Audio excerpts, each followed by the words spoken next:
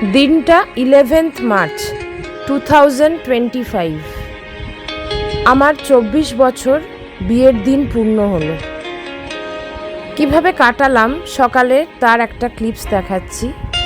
দিনটা শুরু করলাম মন্দির দিয়ে, তারপর কেক কাটা, তারপর একটু ছোট্ট সেলিব্রেশনের জন্য চলে গেলাম একটু পেট পুজো করতে। বিয়ের দিন বিভিন্ন লোকে বিভিন্নভাবে কাটায়। আমার কাছে খুব একটা সেরমভাবে স্পেশাল করে কাটানোর মতো সুযোগ আসে না, বিভিন্ন ব্যস্ততার মধ্যেই কেটে যায়। যাই হোক, এবছরে একটা সুযোগ পেয়েছি, তাই ভীষণ ছোট্ট করে এই দিনটাকে আমি আমার নিজের মনের মতো করে কাটালাম এবং আশা করছি প্রতি বছরই যেন এইভাবে আমি দিনটা কাটাতে পারি।